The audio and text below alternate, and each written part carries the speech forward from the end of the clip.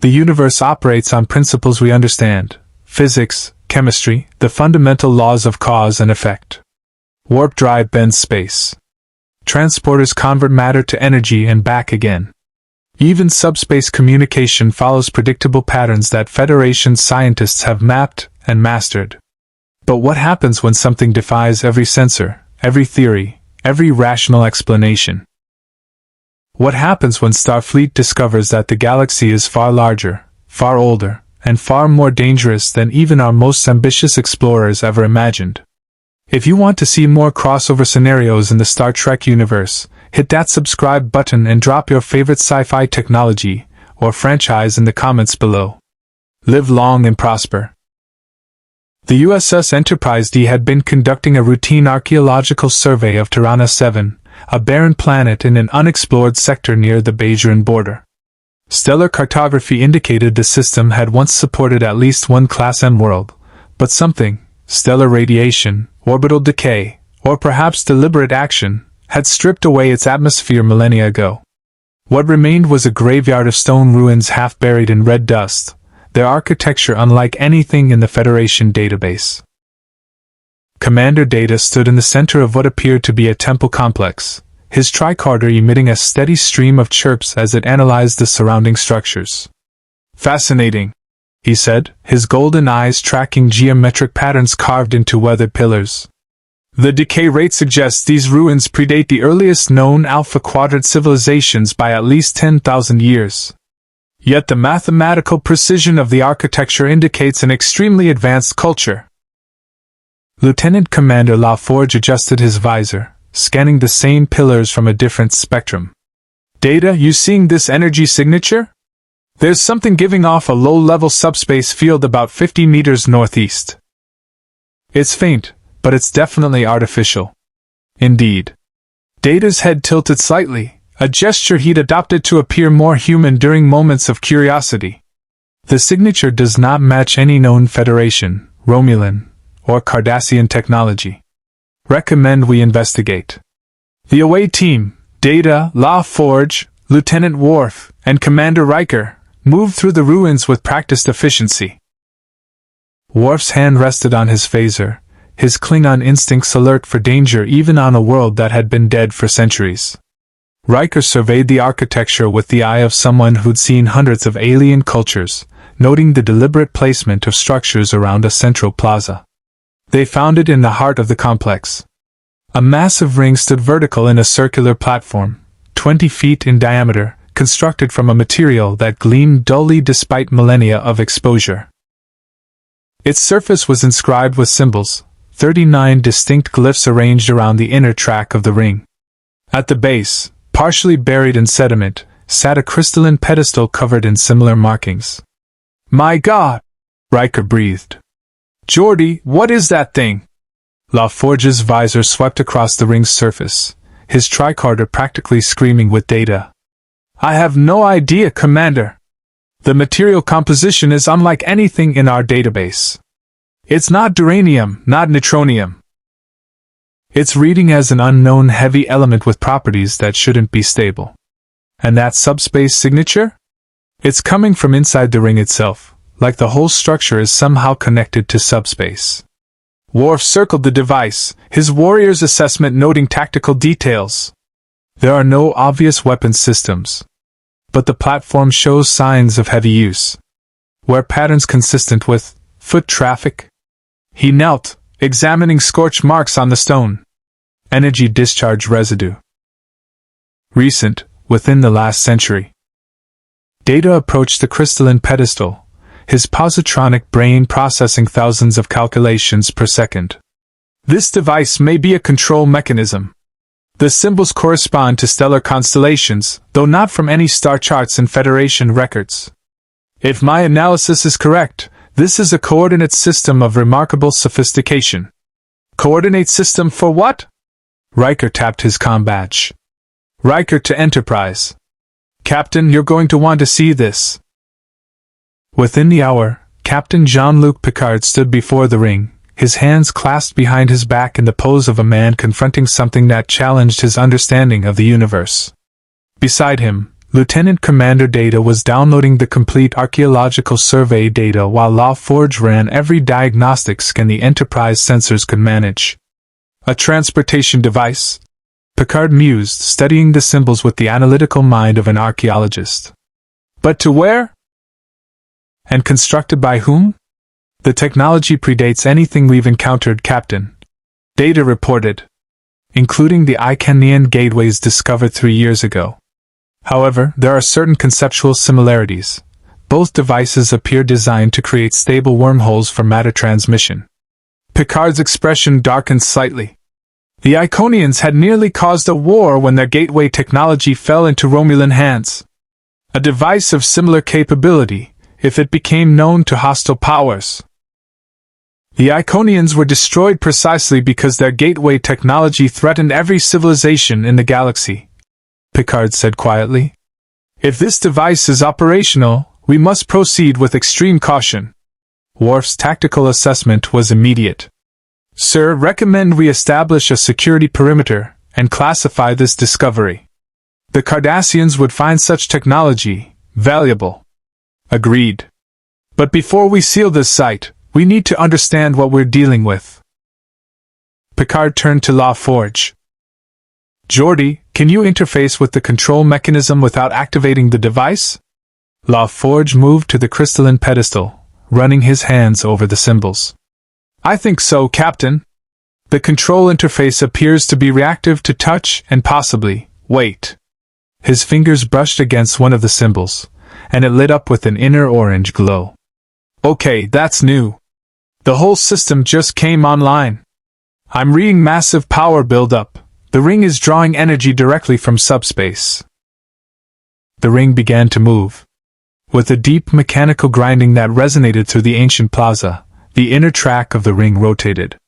Symbols aligned with a triangular marker at the top of the device, each alignment accompanied by a sound like a massive lock engaging. The chevrons, that's what LaForge's mind labeled them, locked into place one by one. Geordi, shut it down! Riker ordered. I'm trying, sir! The control mechanism isn't responding. It's following a preset sequence. 7 symbols total. 6 chevrons locked, 7th engaging. The final chevron locked with a sound like thunder. What happened next would be described in Starfleet reports as a catastrophic subspace event, though that clinical language failed to capture the sheer impossible beauty of it.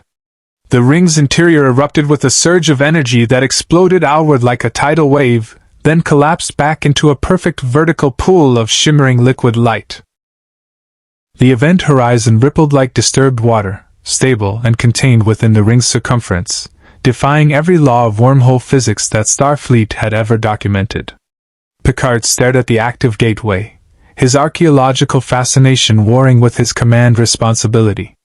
Data analysis. The device has created a stable Einstein-Rosen bridge, Captain. However, the wormhole's terminus is not detectable by our sensors.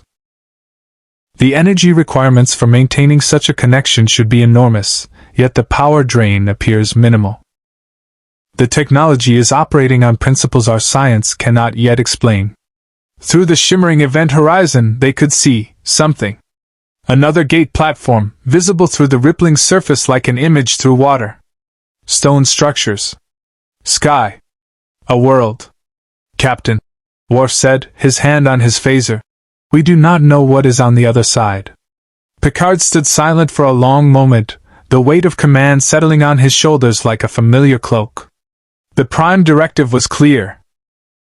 Investigate, understand, but do not interfere. Yet here was a technology that could revolutionize transportation, that could connect worlds instantly without the need for starships. A technology that could also, in the wrong hands, become the most dangerous weapon the galaxy had ever seen. Number 1. Picard said quietly. Assemble a first contact team. Standard protocols. We go through together. The briefing room aboard the Enterprise D hummed with tension as Picard outlined the mission parameters. On the view screen behind him, the active Stargate rotated slowly in real-time feed from the surface, its shimmering event horizon a constant reminder that they were standing at the threshold of the unknown. Our objective is information gathering only, Picard stated firmly, his gaze moving across each member of the proposed away team. We establish the gate's destination, assess any potential threats, and return within 2 hours. If we encounter sentient life, standard first contact protocols apply. We observe, we do not interfere. Riker leaned forward, his expression skeptical. Captain, with all due respect, we have no idea what's on the other side. The wormhole could destabilize. We could be walking into a hostile environment. We could spend months analyzing this device from a safe distance and learn nothing. Picard interrupted, though his tone remained measured. Or we can do what Starfleet has always done, explore. Carefully, cautiously, but without allowing fear to paralyze our sense of discovery. Dr. Beverly Crusher, present at the briefing despite not being assigned to the away team, crossed her arms. Jean-Luc, at least let me run medical scans through the gateway first. We don't know if the atmosphere is breathable, if there are pathogens, radiation. Dr. Crusher's concerns are valid, Captain. Data interjected. However, our tricorder scans through the event horizon suggest a Class M environment with standard oxygen-nitrogen atmosphere. Radiation levels are normal. The destination appears safe for humanoid life. Worf's rumble carried his disapproval. Tricorder readings through an unknown wormhole may not be reliable. I recommend sending a probe first. Picard nodded. Agreed. Geordi, can we send one of our standard reconnaissance probes through the gateway? LaForge was already working on a PDD, his fingers flying across the interface.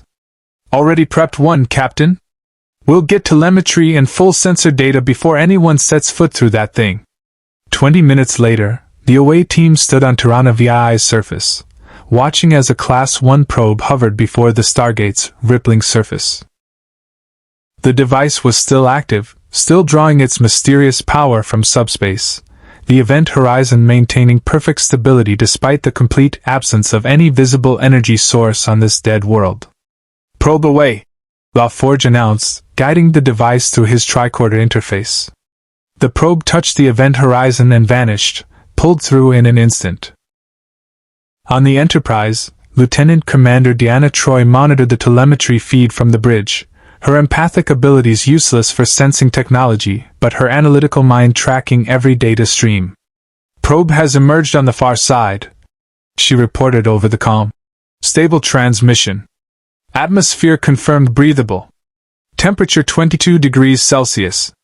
Detecting stone structures consistent with pre-industrial construction. No technological signatures. No life signs within immediate scanning range.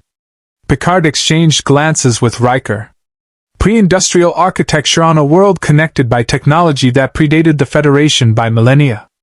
The contradiction was glaring. Any indication of what happened to the civilization that built the gate? Picard asked.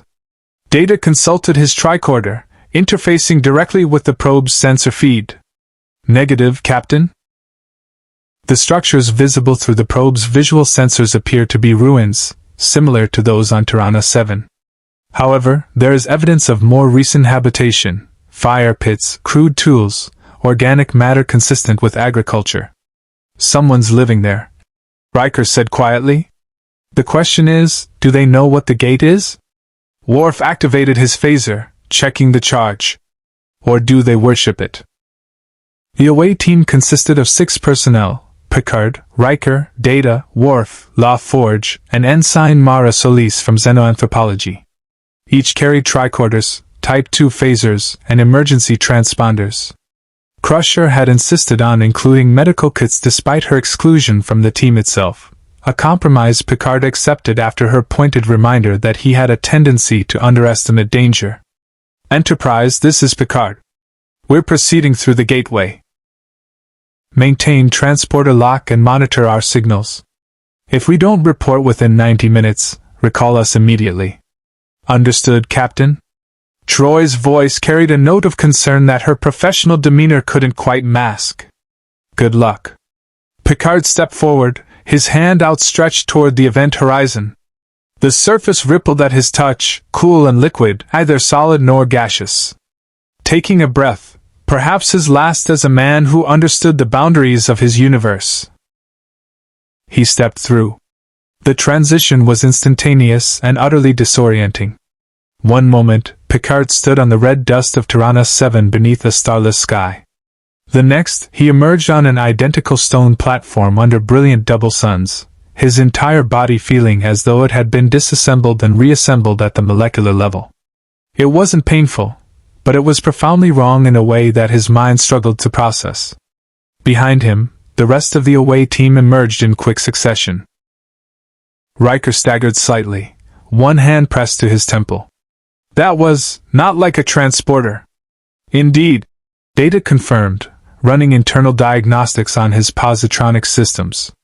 The transportation method appears to involve converting matter into energy, transmitting it through a subspace conduit, and reconverting at the destination. However, the process includes data streams I cannot fully analyze. It is as if the device is encoding something beyond physical structure.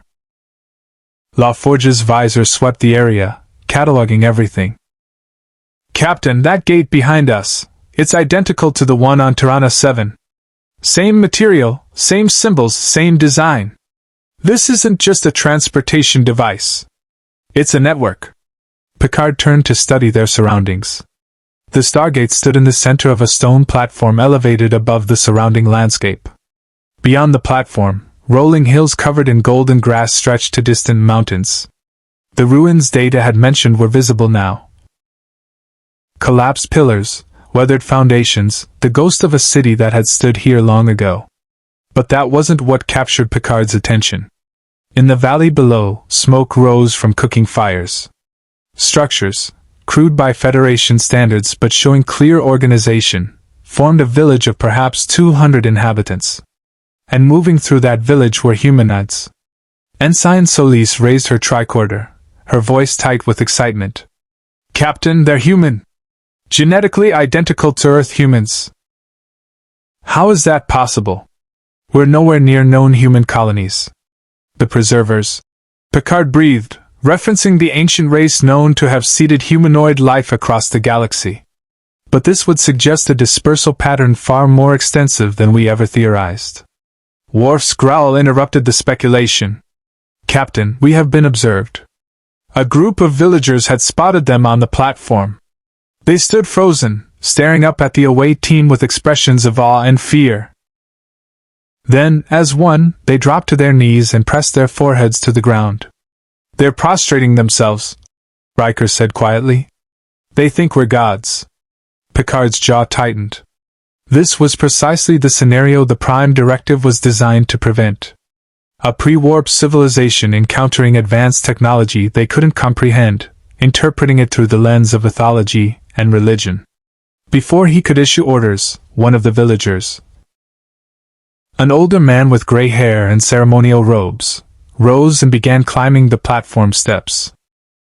His hands were raised in supplication, his voice carrying across the distance in a language that Picard's universal translator struggled to process.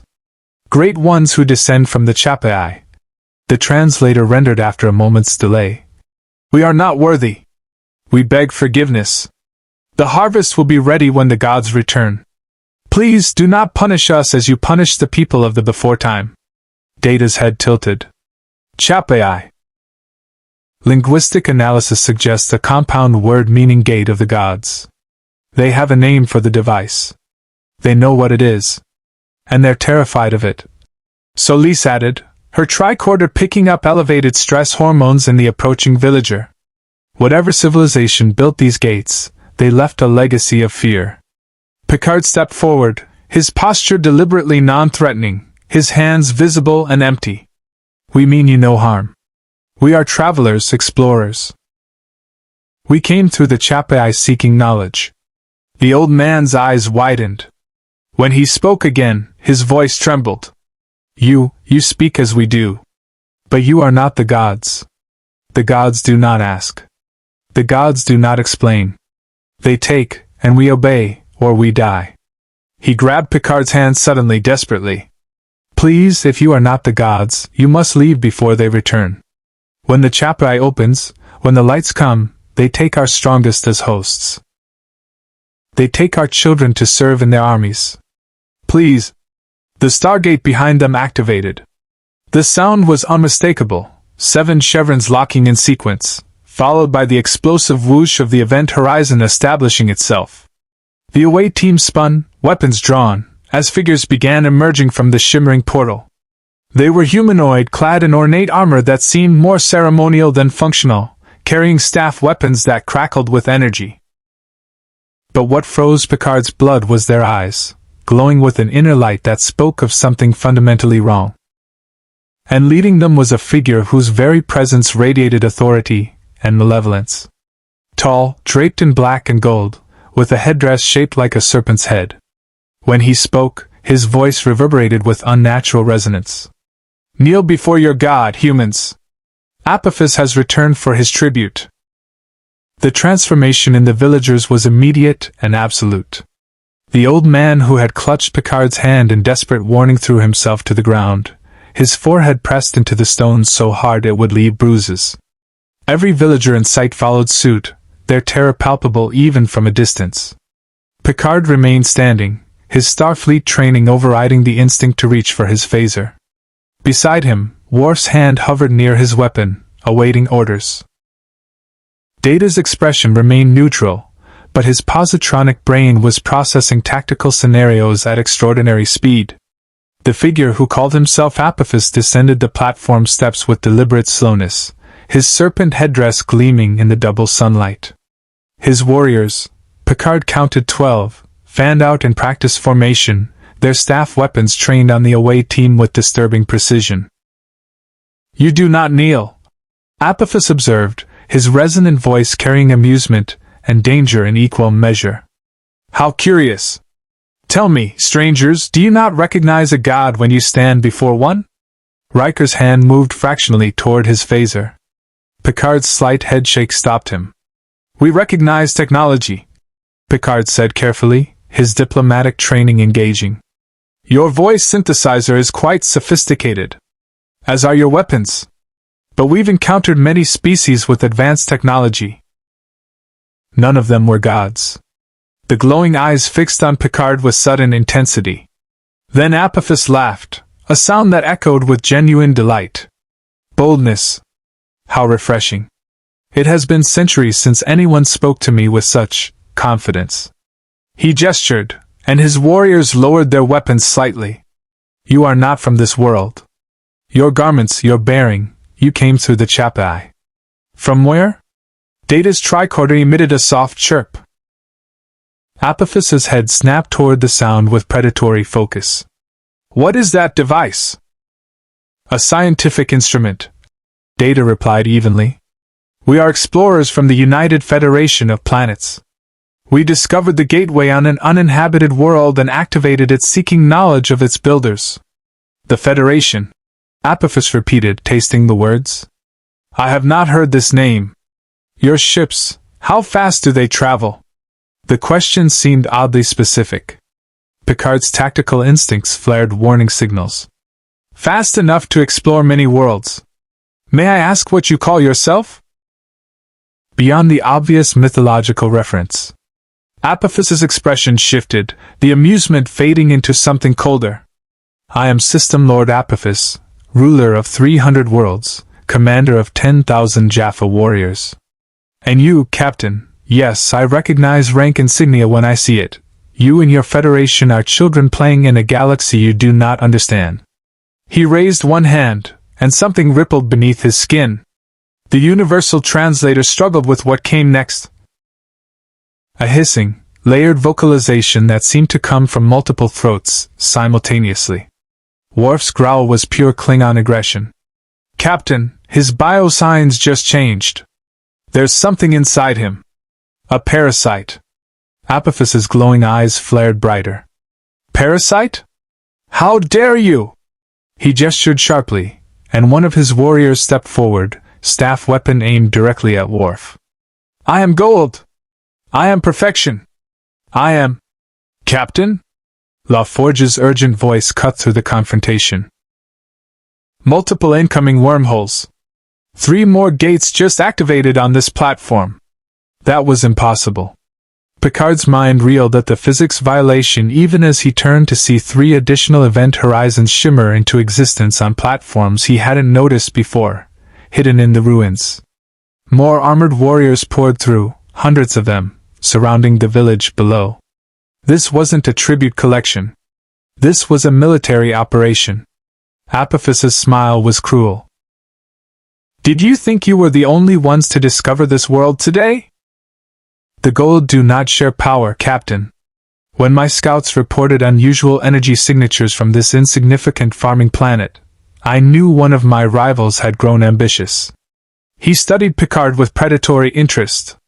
But you are not Goa'uld. You are something new. Something unexpected.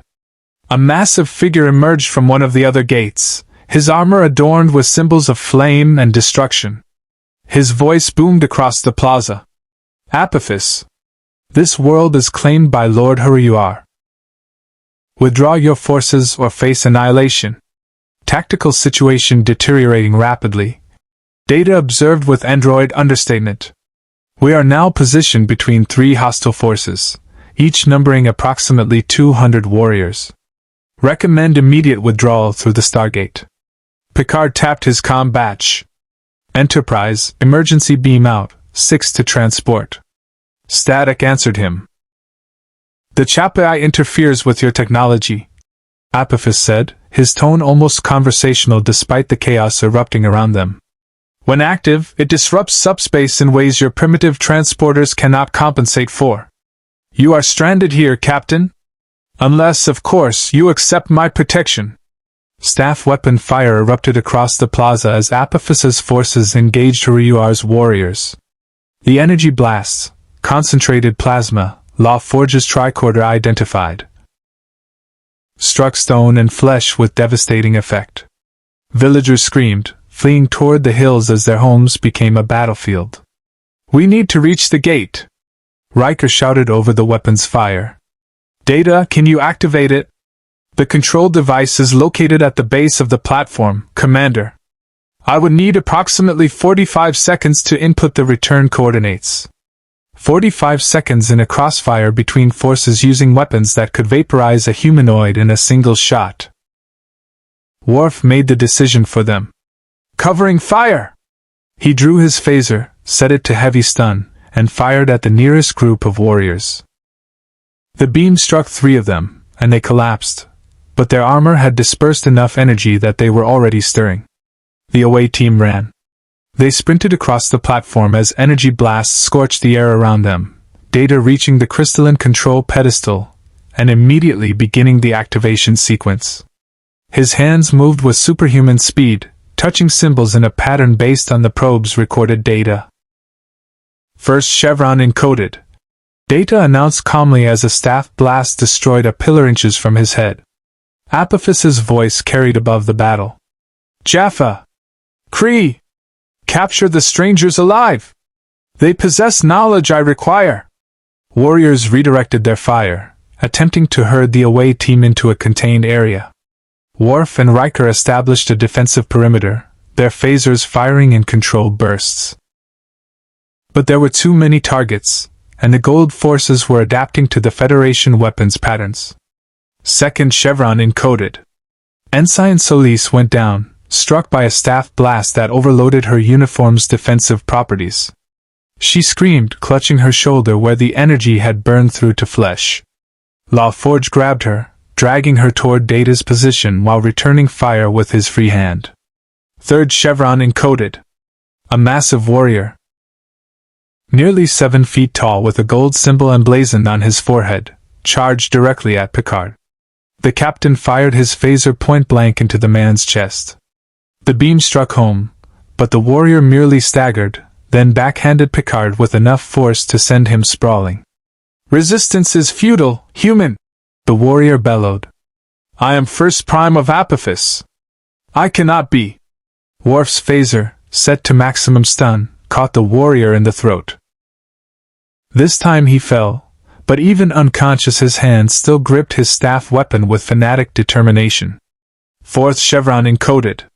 More gates were activating. Picard, struggling to his feet, saw at least 6 event horizons now shimmering across the ruins. How many system lords were converging on this world? And why? Data provided the answer even as he continued the dialing sequence. Captain, my tricorder detected unusual Naquata deposits beneath this platform before the battle commenced. If my analysis is correct, this world contains the raw materials necessary to construct additional Stargates.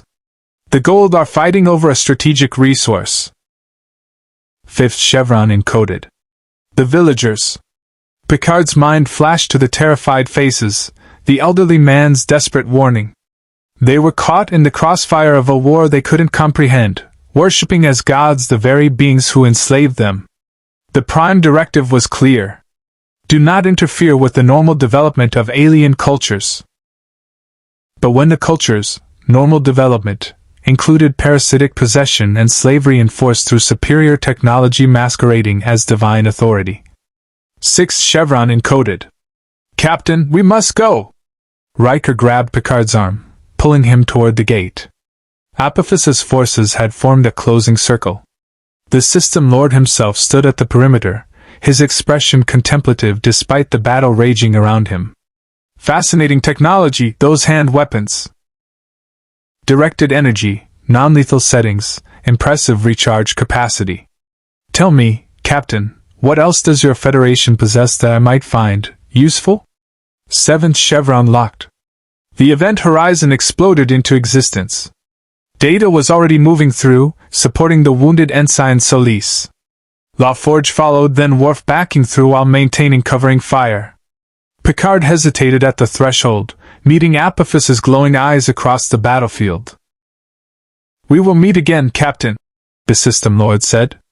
And next time, you will tell me everything about this Federation of yours. Riker physically pushed Picard through the gate. The transition was just as disorienting as before, but this time they emerged into controlled chaos. Enterprise security teams surrounded the Stargate on Tirana 7, medical personnel rushing forward to treat Ensign Solis, Crusher's furious expression promising a very pointed conversation with her captain. Behind them, the event horizon collapsed, severing the connection. Picard stood trembling slightly, from adrenaline, from shock, from the weight of what they'd just encountered. A galaxy-spanning network of instantaneous transportation. Parasitic beings enslaving pre-warp civilizations by the hundreds. Weapons technology that could challenge Federation defenses. And all of it hidden just beyond the borders of explored space, accessible through a ring of ancient metal and impossible physics. Captain? Riker's voice was quiet. Orders? Picard looked at the Stargate, dormant now, its secrets and dangers contained for the moment. Seal this site, he said finally. And get me Admiral Nechayev. Immediately. The conference room aboard Deep Space Nine was crowded with faces that represented the fractured politics of the Alpha Quadrant. Admiral Alina Nechayev sat at the head of the table, her expression carved from stone as she reviewed the data on her PDD. Beside her, Captain Benjamin Sisko maintained his characteristic calm, though his eyes betrayed keen interest in the proceedings. Captain Picard stood before the view screen, where rotating holographic projections displayed the Stargate from every angle. Commander Worf had transported to DS9 specifically for this briefing, as had Dr. Bashir, whose xenobiology expertise might prove crucial. Let me ensure I understand correctly, Captain, Nechayev said, her voice carrying the weight of someone who'd spent too many years managing Starfleet's impossible choices. You discovered a transportation network that predates the Federation by millennia, activated it without proper authorization, made first contact with a parasitic species that controls hundreds of worlds, and then retreated, leaving those worlds under continued oppression. Picard's jaw tightened. Admiral, with respect, we had no authorization protocols for technology we didn't know existed. And as for the Goa'uld's victims, the Prime Directive clearly states. The Prime Directive, Sisko interrupted quietly. was written to prevent cultural contamination of societies developing naturally. These people aren't developing naturally. They're being actively enslaved by beings who use technology to masquerade as gods. Nechayev's sharp gaze shifted to Sisko. Are you suggesting we ignore centuries of Starfleet doctrine, Captain? I'm suggesting we examine whether the doctrine applies when the culture in question has already been contaminated. Systematically, deliberately, for what appears to be thousands of years. Dr. Bashir leaned forward, his genetically enhanced mind already processing scenarios. If I may, admirals, captains, the medical implications alone are staggering. A parasitic species that takes humanoid hosts, controls them completely, and has been doing so across multiple worlds. We're not talking about a Prime Directive situation. We're talking about a pandemic of slavery on a scale the Federation has never encountered. Worf's growl rumbled agreement. The Goa'uld warriors, the Jaffa, carry a larval symbiote in an abdominal pouch. They are genetically dependent on the parasite for immune system function. The Goa'uld have engineered an entire species to serve them. The room fell silent as that particular horror settled over the assembled officers. Nechayev set down her PADD. Captain Picard, your report indicates this. Apophis expressed specific interest in Federation technology. Do you believe he represents a direct threat to our territory? Unknown, Admiral. The Goa'uld possess faster-than-light vessels. Death gliders and larger pyramid ships, according to the limited intelligence we gathered. However, their technology appears focused on intimidation and subjugation rather than exploration. They may not yet know the Federation's location relative to their gate network. But they will, Sisko said. The moment they analyze whatever data they collected during your encounter, they'll start searching for your homeworld. For Earth. Data's voice came through the comm system. He was monitoring from the Enterprise. Captain Sisko's assessment is accurate. The Goa'uld demonstrated tactical intelligence and curiosity about our capabilities. They will investigate further. Nechayev stood, moving to the view screen where the Stargates slowly rotated. Starfleet Command has ordered the Tirana 7 site classified under Security Protocol Alpha 1. No further gate activations without direct authorization from Command. We're establishing a research facility on the surface with full tactical support. Admiral, Picard objected. Surely the wiser course is to bury the gate. Seal it permanently. The risks of ignoring this technology are greater than the risks of studying it. Nechayev's tone brooked no argument. The Dominion is pushing into the Alpha Quadrant. The Cardassians remain hostile despite the treaty. The Romulans are silent, which means they're planning something. And now we discover that there's an entire network of instantaneous transportation that could revolutionize our strategic capabilities, or be used against us if hostile powers discover it first. Sisko's expression darkened. He'd been fighting the Dominion War from this very station, watching casualty reports climb daily. The strategic implications weren't lost on him. A gate network could move troops and supplies instantly. No need for convoys vulnerable to Jem'Hadar attack. Reinforcements could arrive anywhere in the Federation within seconds. Or Dominion forces could use it to appear directly on Earth. Picard countered. We're discussing opening doors we may not be able to close. The doors are already open, Captain. Nechayev turned from the view screen, her decision clearly made. The Goa'uld know about us. They possess gate technology. The only question is whether we understand it well enough to defend against it when, not if, they come looking for us. Bashir raised a hand tentatively. Admiral, there's another consideration. The enslaved populations. If we possess the means to access their worlds, and we choose not to act, aren't we complicit in their continued suffering? Doctor, we can't liberate hundreds of worlds, Nechayev said, though her tone softened slightly. We don't have the resources, the intelligence, or the moral authority to impose our values on civilizations we've just discovered. But we have the ability to gather intelligence, Sisko said thoughtfully. Small reconnaissance teams. Observe, learn the political landscape, identify potential allies among the Goa'uld's enemies. Apophis mentioned other system lords. Where there's rivalry, there's opportunity. Picard studied Sisko with new appreciation. The younger captain had learned hard lessons from the Dominion War, lessons about pragmatism and the cost of inaction. Worf cleared his throat. During our encounter, one of the villagers mentioned hosts being taken. This suggests not all humans on Goa'uld worlds are possessed. Some are slaves, others are hosts, others serve as warriors. The Jaffa appear to occupy a middle position, not quite slaves, not quite free. A warrior caste dependent on their masters for survival. Sisko mused. That's a vulnerability. If we could offer them an alternative, medical treatment to remove their dependence on the symbiotes, we might fracture the Goa'uld power structure from within. Nechayev nodded slowly. That's long-term strategic thinking, Captain. But it assumes we survive the short term. She tapped her PADD, bringing up a star chart marked with the Tirana 7 system. Deep Space Nine is the closest major Starfleet installation to the Gate's site. Captain Sisko, you'll coordinate all Stargate research and operations from this station. Captain Picard, the Enterprise will return to standard patrol duties, but you'll remain on call as primary consultant.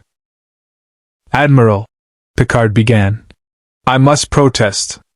Centralizing this operation on a station currently managing a war with the Dominion seems strategic, Nechayev finished. DS9 has the infrastructure, the tactical position, and frankly, the command staff experienced in impossible situations. Captain Sisko has defended this station against overwhelming odds repeatedly.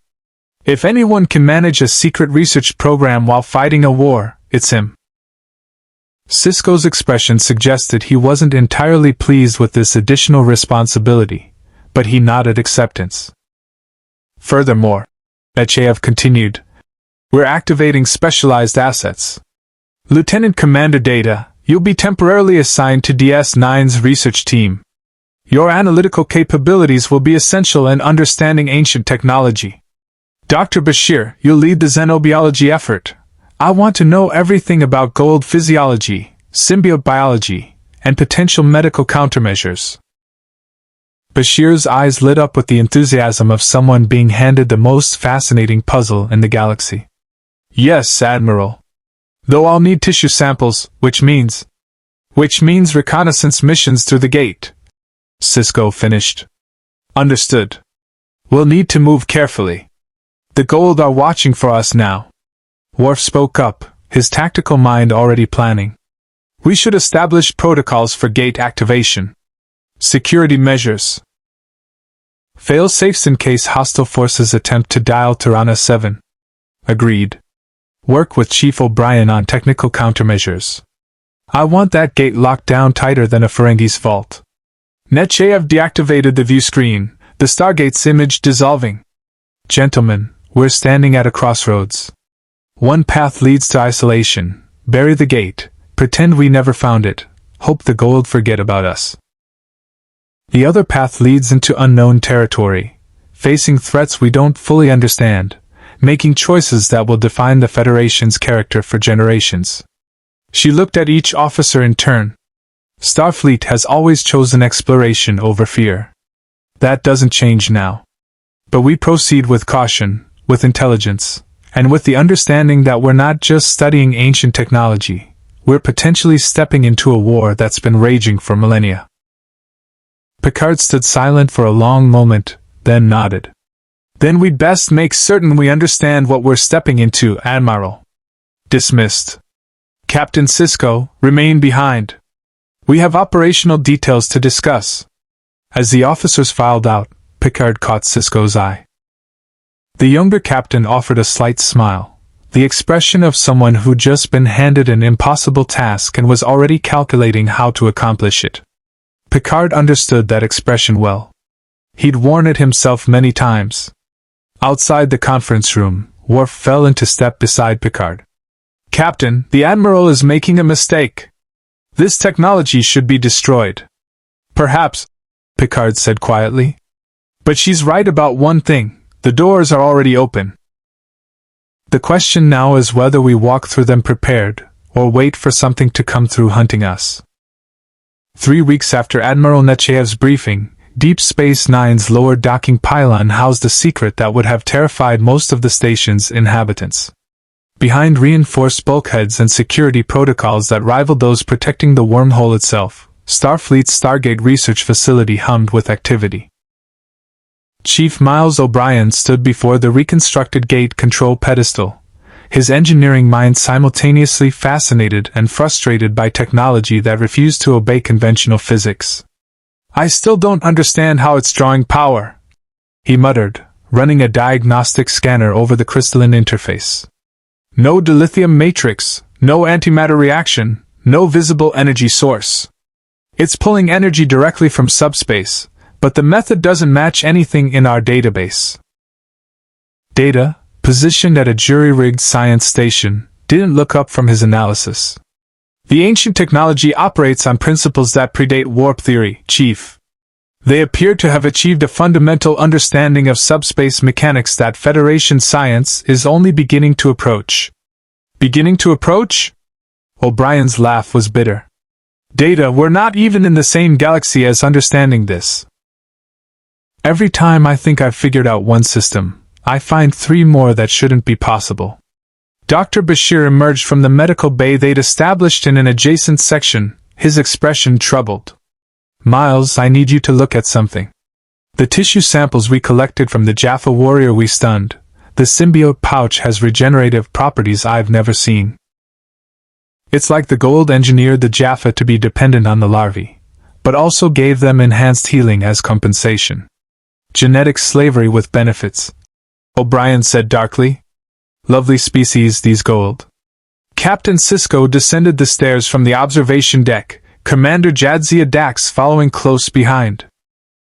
The Trill science officer had been instrumental in analyzing the gate's subspace mechanics, her symbiote's previous hosts providing perspectives spanning 3 centuries of scientific advancement. "Report, gentlemen," Sisko said, his command voice cutting through the low hum of equipment. Data swiveled his chair. "We have successfully catalogued 47 valid gate addresses from the symbols recorded on both Tirana 7 and the destination world. Each address represents a unique set of spatial coordinates translated through ancient mathematical principles. However, we cannot verify destinations without activating the gate. Which brings us back to the same problem," Dax added, her spots crinkling as she frowned. "Every time we activate the gate, we risk alerting the Goa'uld to our location. They might not be able to trace the origin point immediately, but each activation is a potential security breach." Sisko studied the dormant Stargate, its metal surface reflecting the station's lighting. "What about defensive measures? Can we prevent incoming wormholes?" O'Brien nodded enthusiastically. This was his specialty. "I've designed what I'm calling an iris. A dense trinium alloy barrier that sits just millimeters from the event horizon. Anything trying to come through would rematerialize inside solid metal. Instant death." Bashir winced. "That's horrifying, Miles." "That's effective, Doctor." "The Goa'uld want to invade? They'll get exactly one chance before they're molecularly scrambled." "Ingenious, Chief," Sisko said. "How soon can you have it installed?" 3 days if the replicators cooperate. 5 if they don't." A calm chirp interrupted them. Major Kira's voice carried urgency. "Captain, we have a visitor requesting permission to dock. He's claiming asylum and asking specifically to speak with you about the Stargate project." Sisko and Dax exchanged glances. The Stargate project was classified. "Identify." "He won't give a name, sir." "But he's in a ship that doesn't match any configuration in our database. And Captain, he came through the wormhole from the Gamma Quadrant." "The Gamma Quadrant? Dominion territory." Sisko's expression hardened. "Dax, data with me?" "O'Brien, seal this facility. Full security lockdown. If this is a Dominion trick..." "Understood, Captain." In ops, the view screen displayed a vessel that defied easy classification. Roughly spherical, with golden panels and what appeared to be weapon ports arrayed across its hull. The ship held position just outside the station's defense perimeter. It was small, perhaps the size of a runabout, but its energy signature made Kira's tactical board light up with warnings. "That's a Goa'uld ship," Data confirmed, his android eyes processing the visual data. "Design consistent with what limited intelligence we gathered from our encounter with Apophis." A Teltac cargo vessel, typically used for reconnaissance or covert operations. "Hail them," Sisko ordered. The face that appeared on screen was humanoid male, with dark eyes that held intelligence and something else, desperation. When he spoke, his voice lacked the resonant quality that had marked Apophis. "Captain Sisko. I am Martuf, operative of the Takare. We are the resistance against the Goa'uld System Lords. And we need to talk about the war you don't yet know you're fighting." 30 minutes later, Martuf sat in the wardroom under heavy guard. Worf had returned from the Enterprise specifically for this interrogation, his Klingon skepticism evident as he loomed behind the visitor. Sisko, Dax, and Data occupied seats across the table, while Odo observed from the corner, the changeling security chief's distrust of outsiders running even deeper than Worf's. "The Takare," Martuf began, his hands folded calmly despite the weapons trained on him, "are Goa'uld who oppose the System Lords. We believe in willing hosts, in cooperation rather than domination. We've been fighting this war for 2,000 years. You're Goa'uld," Odo said flatly. "You expect us to believe one of you is different?" Martuf's eyes flashed, and his voice shifted, taking on a feminine quality that made everyone in the room tense. "I am Lantash. I am the symbiote who shares this body with Martuf. We are equal partners, not master and slave. The System Lords are abominations who have corrupted what the Goa'uld could be." The shift was startling. Data's head tilted with obvious fascination. A dual consciousness. Both personalities distinct yet cooperative. Remarkable. The voice shifted back to Martuf's masculine tone. "The Takare have infiltrated every major Goa'uld power structure in this galaxy. We gather intelligence, sabotage operations, and work toward the day when the System Lords destroy each other. But 3 weeks ago, Apophis returned to his flagship raving about a new species. Advanced technology. Energy weapons that don't kill. Ships that travel faster than his. A federation that could change the balance of power." Sisko leaned forward. "How did you find us? You're not as subtle as you think, Captain. Every gate activation creates subspace ripples that our sensors can detect. When Apophis began mobilizing his fleet to search for your homeworld, we knew we had to make contact first." Martuf's expression turned grave. "You've attracted the attention of beings who have enslaved entire sectors, who wage war across star systems, who will not rest until they control everything, including your Federation. Why should we trust you?" Worf demanded. "You are Goa'uld. Your kind have enslaved thousands of worlds. Because," Martuf said quietly, "we're offering you what the Takare have never offered anyone.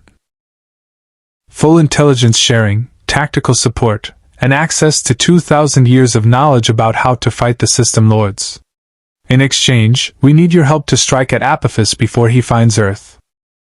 Dax's spots darkened, her symbiote's accumulated wisdom recognizing a critical decision point.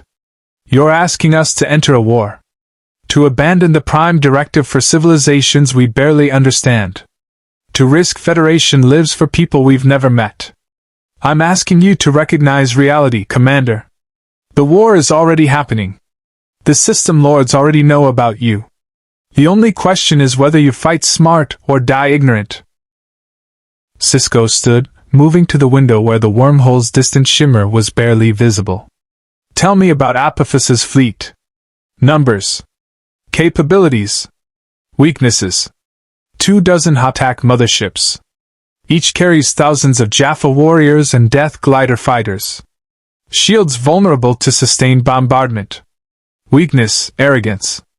Apophis believes himself invincible. He'll underestimate you until it's too late. And if we refuse your offer?" Martuf's smile was sad. Then Apophis will find your homeworld eventually. He'll send his Jaffa through the Stargate directly to Earth. And your Federation will burn while you debate whether the Prime Directive applies to parasites wearing human faces. The silence in the room was absolute. Data broke it with his characteristic analytical tone. Captain, may I suggest a compromise? We accept the Tok'rae's intelligence but maintain operational independence. We do not commit to military action, but we prepare for the possibility. And we verify everything Martuf tells us through independent investigation. The android makes sense, Odo admitted grudgingly. Trust, but verify. Sisko turned from the window, his decision made. Martuf, you'll remain on DS9 under security supervision while we verify your claims. If you're telling the truth, we'll discuss an intelligence sharing agreement. If you're lying, you'll spend the rest of your considerably long life in a Federation detention facility. Fair enough, Captain. Martuf, or was it Lantash, inclined his head. But I suggest you move quickly. Apophis is already searching. And the System Lords are nothing if not persistent. As the guards escorted Martuf to quarters, Dax moved beside Sisko. We're in over our heads, Benjamin. I know, old man. Sisko's use of her previous host's nickname carried affection and concern. But we've been in over our heads before. The Dominion. The Borg. Every time, we've survived by adapting faster than our enemies expected. The Dominion doesn't worship itself as gods, Dax pointed out.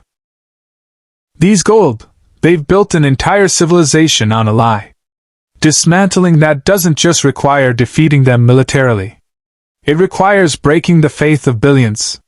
Sisko looked at the Stargate facility's entrance, hidden behind ordinary-looking bulkheads. Then we'd better figure out how to break it before they break us. The verification process took 6 days. Data and Dax worked around the clock, cross-referencing Martuf's intelligence against sensor logs, astronomical databases, and every scrap of information they'd collected from the initial Stargate encounter. The Tok'rae operative, under constant supervision, provided gate addresses, tactical assessments of various system lords, and detailed schematics of Goa'uld technology that made O'Brien simultaneously excited and disturbed. This staff weapon design is deliberately inefficient, the chief complained, studying the holographic projection in the engineering lab. They could triple the power output with basic modifications, but they've intentionally limited it. Why would they? He stopped, realization dawning. They don't want their slaves too well armed. Bashir nodded from his medical station, where he was analyzing Goa'uld symbiote biology from the samples Martuf had provided. Everything about their technology is designed for control, not advancement. The healing device only works for those with the ancient gene. The hand device, the Karakesh, only responds to Naquata in the blood, which means only Goa'uld or their Jaffa can use it. They've created a civilization where power is literally genetic. Fascinating and horrifying in equal measure, Data observed. A technocracy enforced through biology. On the 6th day, Martuf requested an audience with Captain Sisko in private. Odo insisted on being present, his changeling nature making him immune to Goa'uld possession, a fact that clearly unsettled their guest. Captain, Martuf began, his voice carrying Lantash's feminine undertones. The symbiote seemed to surface when discussing serious matters. My sources have confirmed Apophis is mobilizing for a major operation. He's convinced the other system lords that your Federation represents a threat that must be neutralized before it can challenge their authority. Sisko's expression remained neutral. How long do we have? Weeks. Perhaps less. The Goa'uld move slowly by your standards. They're accustomed to immortality, to wars that span centuries. But Apophis is ambitious. He sees your technology as a prize worth taking risks for. You're asking us to strike first, Odo said bluntly. To violate our own principles and launch a preemptive attack. I'm asking you to survive, Constable. Martuf's human eyes met the changeling's featureless gaze. The Tok'rae have watched countless civilizations fall to the Goa'uld.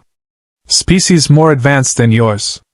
Cultures that believe diplomacy and reason could negotiate with parasites who view all other life as property. They're all slaves now. Or dead. Sisko stood, pacing the small office. What you're describing isn't a military strike. It's an assassination. It's a decapitation operation, Martouf corrected. Remove Apophis, and his empire fractures. His underlords will fight each other for succession. The Takare can guide that conflict, ensure the eventual victor is someone more manageable. It buys you time. Time to do what? Sisko challenged. Build our own empire? Become the new System Lords? Time to build alliances. The Takare. The Jaffa resistance movements on a dozen worlds. Even some of the minor Goa'uld who chafe under the System Lord's authority. Apophis united them against you. Remove him, and that unity collapses. Odo's shape-shifting face somehow managed to convey deep skepticism. This resistance movement of yours, if it exists, why haven't they overthrown the Goa'uld already? Martouf's smile was bitter. Because the Jaffa are genetically dependent on larval Goa'uld for survival. Because the System Lords control the only means of producing those larvae. Because slaves with superior numbers still die when their gods can rain fire from orbit. He leaned forward. But you have something we don't, Captain. You have technology the Goa'uld don't understand. Transporters that can beam strike teams past shields. Cloaking devices. Yes, we know about those from intercepted Romulan communications. And most importantly, you have no stake in the Goa'uld power structure. You're the wild card they can't predict. Sisko returned to his desk, his fingers steepled in thought. The Dominion War had taught him hard lessons about idealism versus survival. The Federation had compromised before. Allowing Maquis terrorists to operate, allying with Klingon despite their brutal honor code, even working with the Cardassians when necessity demanded it. But this was different. This was choosing to enter a war, not defending against one already at their doorstep. I need to consult with Starfleet Command, Sisko said finally. This decision is beyond my authority. Then do it quickly, Captain. Because Apophis won't wait for your chain of command to reach consensus.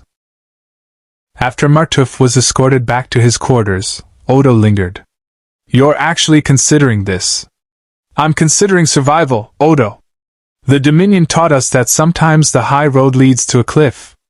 Sisko activated his terminal, preparing an encrypted subspace message to Admiral Nechayev. But I'm also not naive enough to trust a Goa'uld, even one claiming to be reformed, without verification. What kind of verification did you have in mind? The kind that requires us to dial the Stargate, and see if Martouf's intelligence is accurate. 3 hours later, the research facility was in controlled chaos. O'Brien had fast-tracked the Iris installation, and a massive trinium alloy plate now sat mere millimeters from where the event horizon would form. The chief demonstrated its function to the assembled senior staff.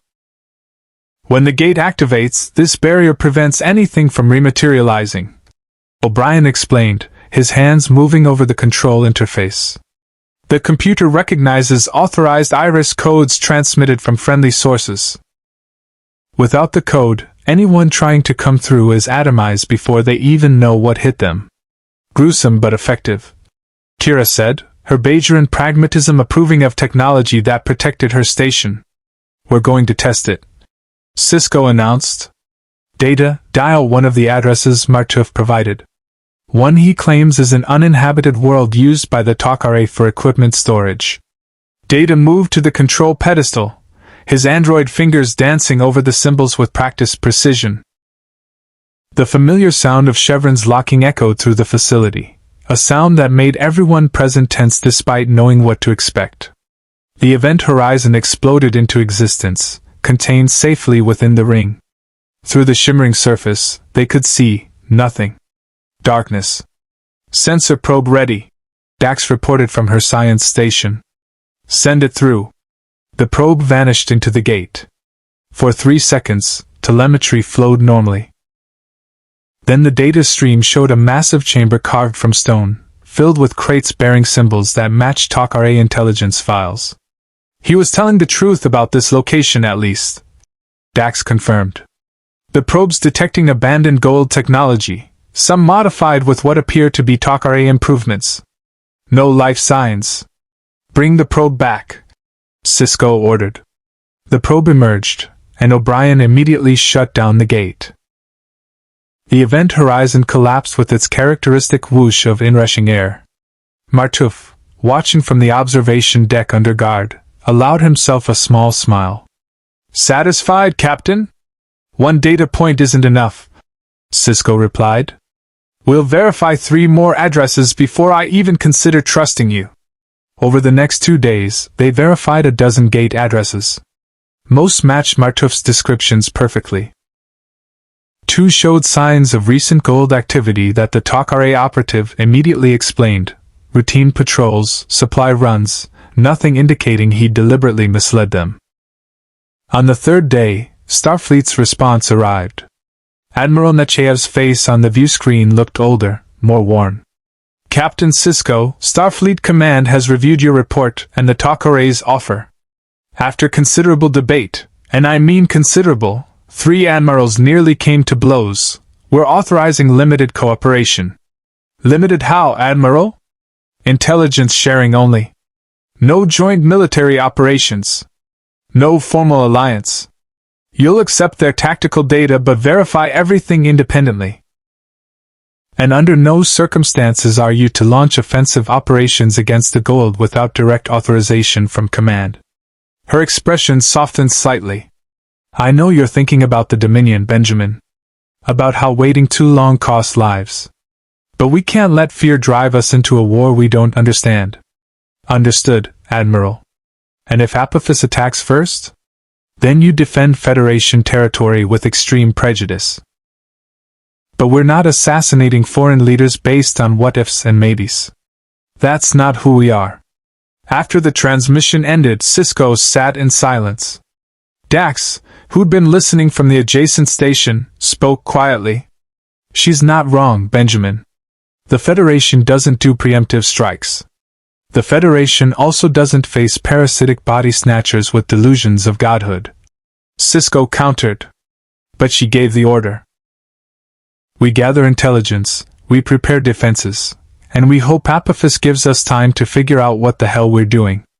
And if he doesn't? Sisko looked at the Stargate, dormant now but representing infinite possibilities and equally infinite dangers. Then we find out if Starfleet ideals are strong enough to survive first contact with gods who aren't. The Dominion's attack came during the 3rd week of Stargate research. 3 Jem'Hadar attack ships materialized from cloak near DS9's upper pylon, their Polaron weapons tearing into the station's shields before yellow alert even sounded. Sisko was in ops within seconds, Kira already coordinating defensive fire while Dax routed emergency power to the failing shield grid. Return fire! Sisko ordered. Target their weapons arrays! The station's phaser banks unleashed brilliant orange beams, but the Jem'Hadar ships were already adjusting course, their Vorta commanders demonstrating the tactical efficiency that made them such deadly opponents. One ship broke away from the engagement, vectoring directly toward the lower pylon. Toward the Stargate facility. They know, Odo said flatly, materializing beside Sisko's command chair. Someone told them. Kira's tactical display lit up with proximity warnings. Captain, that ship is launching boarding parties. 12 transporter signatures, lower pylon section 7. Security teams converge on. Sisko stopped as realization struck. Section 7 was 2 bulkheads away from the classified research facility. This wasn't a random Dominion raid. This was a targeted strike. O'Brien's voice crackled over the comm from the Stargate lab. Captain, we're sealing the facility. They won't get through our security doors without serious cutting equipment. Chief, the Jem'Hadar have serious cutting equipment. Sisko gestured to Dax. Old man, you have ops. Worf, Odo, with me. They ran through DS9's corridors while the station shuddered under weapons fire. Red alert klaxons wailed. Crew members rushed to battle stations with practiced urgency, the Dominion War had transformed everyone aboard into veterans of constant crisis. The Jem'Hadar had already breached the outer security perimeter when Sisko's team arrived. 6 genetically engineered soldiers stood in the corridor, their scaled skin absorbing phaser hits that would have dropped any humanoid. Their Ketracell white tubes pulsed with the drug that made them unstoppable killing machines. Worf fired his compression phaser rifle with Klingon precision, targeting joints and sensory organs. 2 Jem'Hadar fell, but 4 more materialized from cloak behind Sisko's position. "Fall back!" Sisko ordered, laying down covering fire. Inside the Stargate facility, O'Brien, Data, and Bashir had erected a makeshift barricade. Martouf stood with them, his Takari hand device, the Karakesh, glowing with barely contained energy. "I can help defend this position," Martouf said urgently. "Let me fight." "You're a prisoner," O'Brien snapped, checking his phaser's charge. "You don't get to." "Chief," Data interrupted calmly. "Tactical analysis suggests we are outnumbered 4-1. Martouf's assistance would improve our survival probability by 37%. The first Jem'Hadar soldier breached the security door with a plasma cutter. O'Brien dropped him with a precisely aimed phaser blast, but 3 more poured through the opening. Martouf raised his hand. The Karakesh unleashed a wave of energy that physically lifted the nearest Jem'Hadar and hurled him into the bulkhead with bone-crushing force. The soldier's genetically enhanced physiology meant he survived, but he didn't get back up quickly. "Holy mother of..." O'Brien stared at the Takare operative with new respect. "Where can I get one of those?" "You need Naquata in your blood," Martouf replied, already targeting another soldier. "And a willingness to share your body with a symbiote." "Still interested?" Bashir fired over the barricade, his genetically enhanced reflexes allowing him to target vulnerable points other defenders would miss. "This doesn't make sense. The Dominion shouldn't know about the Stargate. We've kept it completely classified." Data's positronic brain reached the conclusion simultaneously with Bashir's genetic enhancements. "Unless they were informed by parties with independent intelligence sources." "Martouf, does the Takare have agents in the Gamma Quadrant?" Martouf's eyes flashed, Lantash surfacing. "The Takare operate only in this galaxy. But the Goa'uld have explored beyond." "If one of the System Lords made contact with the Dominion..." The symbiote's voice carried horror. "An alliance between the Founders and the Goa'uld would be catastrophic." A massive explosion rocked the facility. The barricade disintegrated, and suddenly Sisko, Worf, and Odo were there, falling back through the entrance with a dozen Jem'Hadar in pursuit. "Seal it," Sisko shouted. "O'Brien, activate the gate." "Captain, we don't have a destination." "I don't care. Open a wormhole to anywhere. These bastards want the gate technology? Let's show them what it can do." Data's hands flew across the control pedestal. 7 symbols, input almost faster than human eye could follow. The Stargate roared to life, its event horizon exploding outward in the confined space. The energy wave knocked everyone, Starfleet and Jem'Hadar alike, off their feet. Through the shimmering portal, a barren landscape stretched under alien stars. The lead Jem'Hadar commander assessed the situation with chemical-enhanced clarity. His mission, secure ancient technology for the Founders. His obstacle, heavily defended position with unknown capabilities. His solution, tactical withdrawal and orbital bombardment. He signaled his troops to retreat. But the Founders had taught their soldiers that victory mattered more than survival. One Jem'Hadar, his Ketracell white reserves running low and his combat stimulation pushing towards suicidal aggression, charged directly at the Stargate. Worf intercepted him. The 2 warriors collided with brutal force, Klingon strength against Dominion genetic engineering. They grappled, crashed into the gate's control pedestal, and tumbled through the event horizon locked in combat. "Worf!"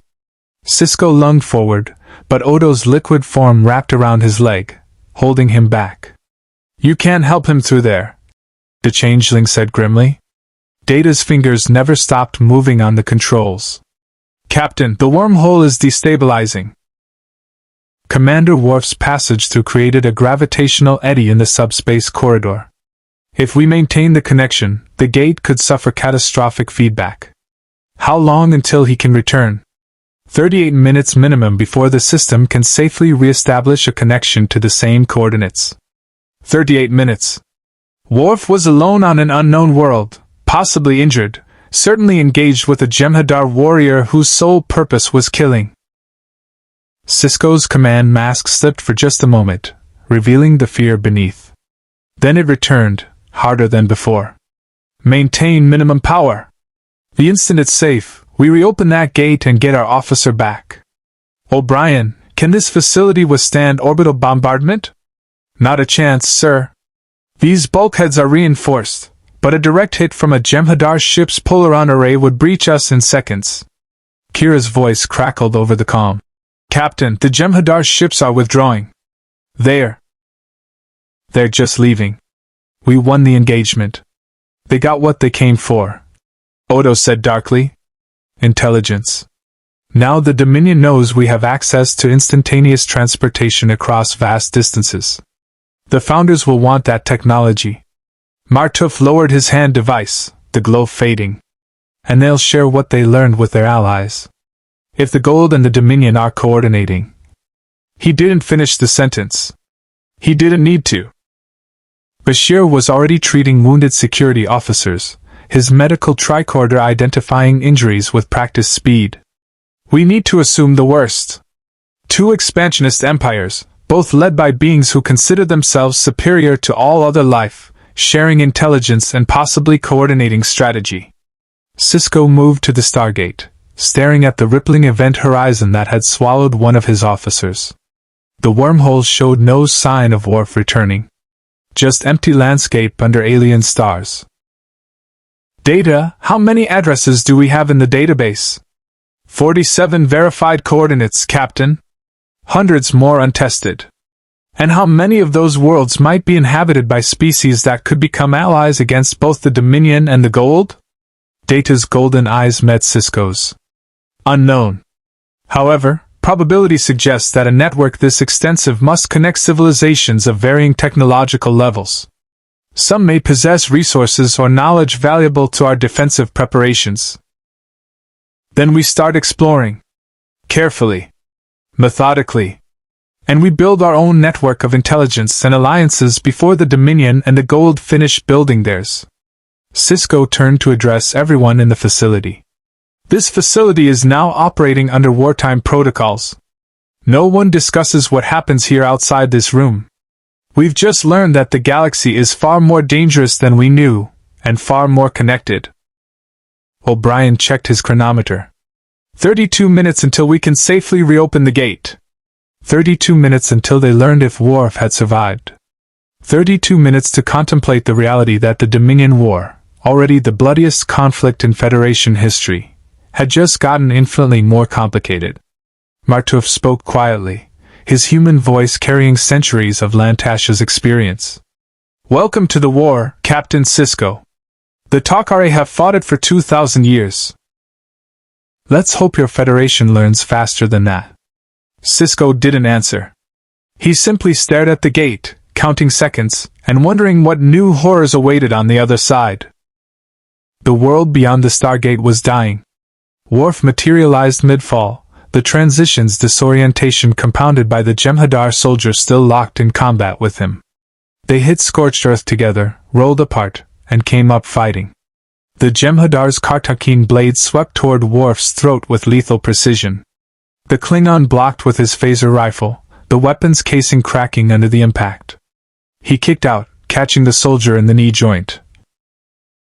One of the few vulnerable points in Jem'Hadar physiology. His opponent stumbled, and Worf used the opening to bring his rifle around in a crushing blow to the temple. The Jem'Hadar dropped, unconscious or dead. Worf didn't check which. He surveyed his surroundings, warrior instincts cataloging threats. The sky was choked with ash and debris. In the distance, pyramid-shaped vessels, Goa'uld Hatak motherships, rained fire on what remained of a city. Closer, massive mechanical constructs moved with insectoid precision, consuming everything in their path and replicating. Worf's comm badge was offline, disrupted by the gate transition or possibly damaged in the fight. His phaser rifle was cracked but functional. And he was alone on a planet that appeared to be the site of a war between two technologically superior forces. A rational officer would secure shelter and wait for rescue. Worf was rational. But he was also Klingon. Movement caught his eye. Humanoid figures running from the mechanical constructs. Not Goa'uld warriors. Civilians. They were being herded toward one of the pyramid ships like cattle. His hand tightened on his damaged rifle. Then the ground beneath him shifted, and spider-like legs unfolded from the dirt. A replicator, Data's briefings had mentioned these technological nightmares, rose before him, its blocks reconfiguring into weapons systems. Worf fired. The phaser beam struck the construct, and for a moment it staggered. Then it adapted, its surface shimmering as it redistributed molecular structure to resist directed energy weapons. "Call us," Worf breathed, firing again. The beam did nothing. The replicator lunged. Worf dove aside, rolled, and came up with the unconscious Jem'Hadar's Kartakin in his hands. The blade was primitive compared to Federation technology, just sharp metal and momentum. It cut through the replicator's leg joint like soft tissue. The construct collapsed, its blocks scattering. But already more were approaching, drawn by the conflict. Dozens of them, moving with coordinated intelligence. Worf ran. He sprinted toward the city ruins, the mechanical swarm in pursuit. His Klingon physiology gave him endurance most humanoids lacked, but the replicators didn't tire. They simply continued, relentless and adapting. A transport ring materialized around him, Goa'uld technology. Before he could react, white light enveloped his body, and he found himself aboard one of the pyramid ships. Jaffa warriors surrounded him immediately, staff weapons leveled. Their armor bore the symbol of a horned serpent, not Apophis. Someone else. A figure emerged from the shadows, female, wearing armor that seemed designed more for intimidation than protection. Her eyes glowed with Goa'uld possession. When she spoke, her voice carried layered resonance. "A Klingon! How unexpected! I am System Lord Nerdy. And you, warrior, are going to tell me how you arrived on this world without a ship." Worf said nothing, his jaw set in defiant silence. Nerdy's smile was cruel. Defiant. Excellent. The Jaffa respect strength. Perhaps after I'm finished studying your physiology, I'll gift you to one of my underlords as a host. Your genetic structure is fascinating. She raised her hand.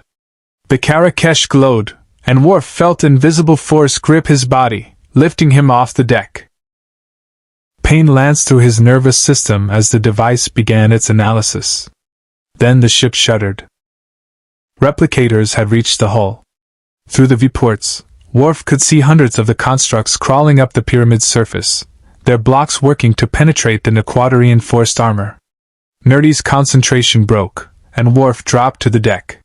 The System Lord's expression shifted from cruel amusement to genuine concern. "Jaffa! Kree! Activate the shields! All vessels, retreat to orbit immediately!" The Jaffa scrambled to obey, but the replicators were already inside the ship. Metal screamed as bulkheads were consumed and reformed into more constructs. The technological plague spread with horrifying speed. In the chaos, Worf seized his opportunity. He grabbed a fallen staff weapon, used it to bludgeon the nearest Jaffa, and ran toward what his tactical instincts identified as the ring transport platform. Behind him, Nerdy's voice rose in fury. "Stop him! I want that Klingon alive!" Worf reached the transport controls and activated them blindly. The rings descended, and he materialized back on the planet's surface, directly in front of the Stargate. The gate was already active, its event horizon shimmering. Through it, he could see the DS-9 facility. O'Brien's shocked face. Captain Sisko shouting orders. Worf ran. Replicators emerged from the ground around the gate platform, their blocks forming weapon systems designed to intercept. Staff weapon fire from pursuing Jaffa scorched the air. And from orbit, Nerdy's damaged mothership began targeting the Stargate itself with plasma bombardment. Worf dove through the event horizon as the world exploded behind him. He materialized on DS9's platform and immediately collapsed, his Klingon endurance finally reaching its limit. Medical personnel swarmed him. Bashir's voice cut through the fog of exhaustion, running medical scans, barking orders for treatment. "Close the gate!" Sisko commanded. "Now!" Data's hands moved across the controls. The event horizon collapsed seconds before a replicator construct attempted to follow Worf through. Its partially materialized form scattered across the platform in a shower of inert blocks. O'Brien stared at the debris. "What in the name of—" "Replicators," Data confirmed, already scanning the fragments. "And these appear to be a more advanced variant than our intelligence suggested. They were adapting to energy weapons in real time." Worf, being helped onto a stretcher despite his protests, managed to speak. "Captain, the Goa'uld, they're losing. The replicators are consuming everything. That world is falling." Martouf's face had gone pale. "Which system lord? Who did you encounter?" "Nerdy. She mentioned studying my physiology." The Takare operative cursed in a language the universal translator didn't recognize. Then, in Federation standard, "Nerdy is a geneticist. She experiments on populations, trying to create an advanced host body. If she captured you, she would have dissected you to understand Klingon biology. You were extraordinarily fortunate to escape." "Fortunate," Worf repeated dryly, wincing as Bashir treated burns across his arms. "I fought Jem'Hadar, replicators, Goa'uld, and survived orbital bombardment." "Yes. Most fortunate." Sisko helped Data examine the replicator fragments. "These things nearly destroyed the Asgard, according to Takare intelligence. If they're spreading through Goa'uld territory, then the System Lords have bigger problems than the Federation," Martouf finished. "Which might work in our favor. The replicator threat could force the Goa'uld to divert resources, delay any plans to attack Earth." Odo materialized beside them, his changeling features somehow expressing skepticism. "Or it could push them to act more aggressively. Desperate enemies make reckless choices." A proximity alarm cut through the discussion. Kira's voice over the comm. "Captain, we've got a Romulan warbird decloaking off the station. They're hailing us. And sir, they're asking about the ancient transportation device we've supposedly discovered." The room fell silent. "How many powers know about the Stargate now?" O'Brien asked quietly. Sisko's expression was grim. "Too many. The Dominion. The Goa'uld. Now the Romulans." He moved toward the exit, already composing diplomatic responses in his mind. "Data, seal those replicator fragments in a level 10 containment field. Nothing gets in or out." "Martouf, I need everything the Takare know about replicator weaknesses. And someone get me a secure channel to Starfleet Command." "Captain," Martouf said urgently, "if the Romulans know about the Gate network, they'll want access. The Tal Shiar won't rest until they control it." "The Tal Shiar can get in line," Sisko replied. "Behind the Dominion, the Goa'uld, Section 31, and apparently self-replicating technological nightmares. Right now, I'm more concerned about preventing a dozen different factions from starting a war over technology none of us fully understand." Worf, being wheeled toward the infirmary despite his continued protests, called out, "Captain, the replicators, they were coordinated. Intelligent. They knew the gate was an escape route, and tried to follow me through." Data's head tilted, suggesting they possess strategic reasoning capabilities beyond simple consumption and replication. "That is concerning. Everything about this situation is concerning, Data." Sisko straightened his uniform, preparing to face whatever diplomatic nightmare the Romulans represented. "But we adapt. We always do." As he left for Ops, the Stargate stood dormant behind him, a ring of ancient metal that had just proven it could connect not just worlds, but wars. And somewhere in the galaxy, on hundreds of worlds connected by that same network, other powers were making the same calculations, weighing the same risks, preparing for the same inevitable conflict. The question wasn't whether war was coming. The question was who would survive it. The Romulan commander stood in DS9's wardroom with the posture of someone accustomed to being the most dangerous person in any room. Her name was Torith, and her Tal Shiar credentials carried weight that made even Odo's security protocols seem inadequate. "Let me be direct, Captain Sisko," she said, her accent clipped and precise. "The Romulan Star Empire knows you possess a network of instantaneous transportation that bypasses traditional space travel. We know you've made contact with hostile forces through this network. And we know you're concealing the full extent of what you've discovered." Sisko maintained diplomatic neutrality despite every instinct screaming that this conversation was a threat assessment.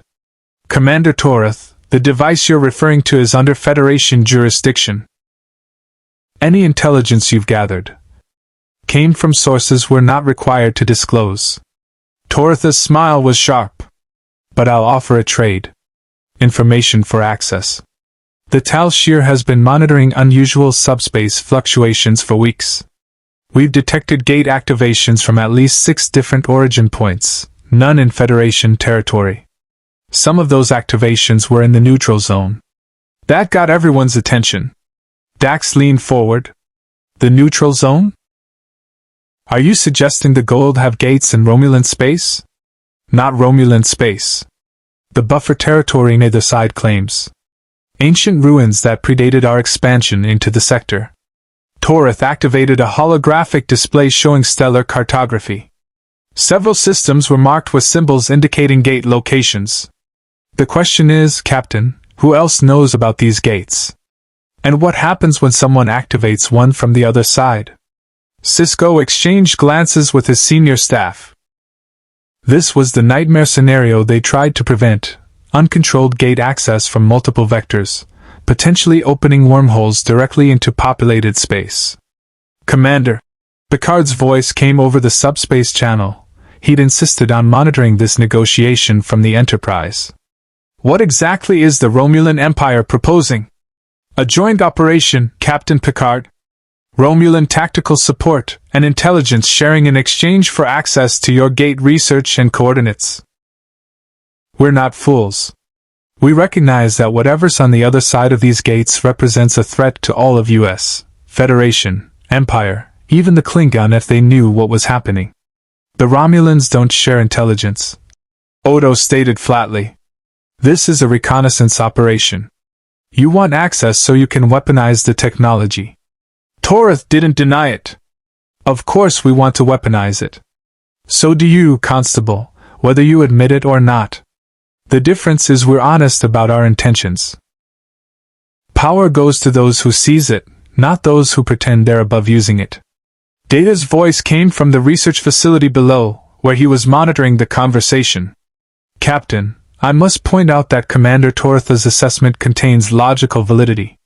If Stargates exist in the neutral zone, either side could potentially access them. Cooperative monitoring would reduce the risk of hostile activation from unexpected vectors." "You want us to trust the Tal Shiar?" Sisko said. "The same intelligence organization that's tried to destabilize the Federation repeatedly." "I want you to be pragmatic," Torith countered. "The Dominion just attacked your station specifically targeting this technology. The Goa'uld, yes, we know about them too, are Empire builders who view all other species as slaves or hosts. And somewhere out there, according to our intelligence, are self-replicating machines consuming entire worlds. Tell me, Captain, which of those threats cares about our historical grievances?" The brutal honesty was almost refreshing. Sisko found himself respecting Torith's directness even as he distrusted her motives. Martuf, who'd been silent until now, spoke up. "Captain, the Takari have worked with complicated allies before. Sometimes the enemy of your enemy truly is useful, even if they're not your friend." "The Takari," Torith said, her gaze shifting to the operative. Yes, we've intercepted intelligence about Goa'uld resistance movements. Parasites fighting parasites. How delightfully symmetrical. Martouf's eyes flashed, Lantash responding to the insult. We are nothing like the System Lords. We believe in cooperation with hosts, yes. Torith waved dismissively. Your propaganda is consistent, I'll grant you that. But from the Empire's perspective, you're still Xenos wearing humanoid faces. Before the situation could deteriorate further, Sisko raised a hand. Commander Torith, I'll take your proposal to Starfleet Command. But understand. Any cooperation would be limited, monitored, and revocable at the first sign of betrayal. Acceptable. The Tal Shir expects nothing less. Torith deactivated her holographic display. I'll give you 12 hours to consult your superiors.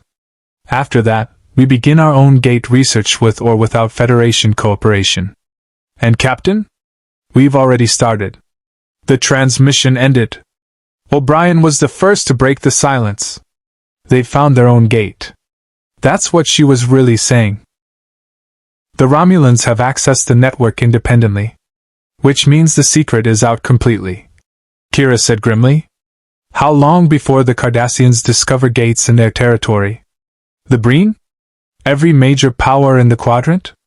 Picard's voice carried the weight of his archaeological expertise. The ancients built this network to span the galaxy. If there are gates in the neutral zone, there are likely gates everywhere. Hundreds of them. Perhaps thousands.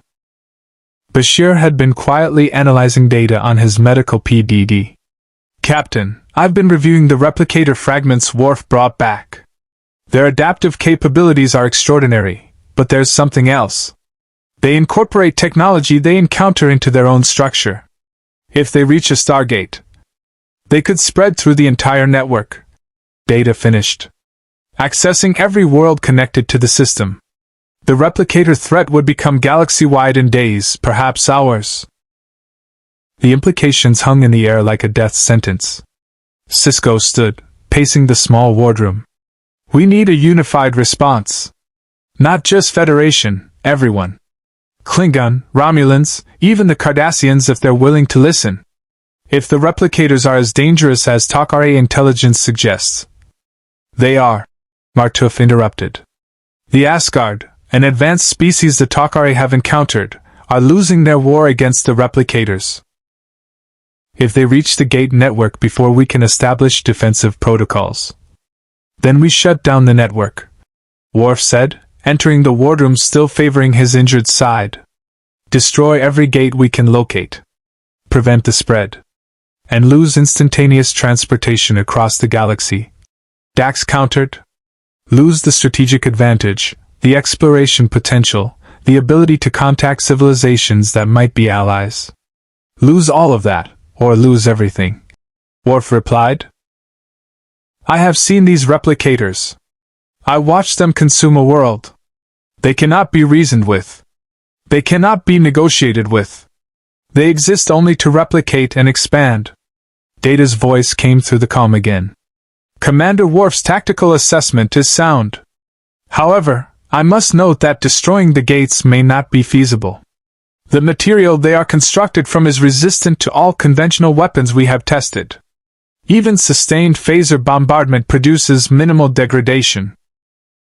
What about antimatter? O'Brien suggested.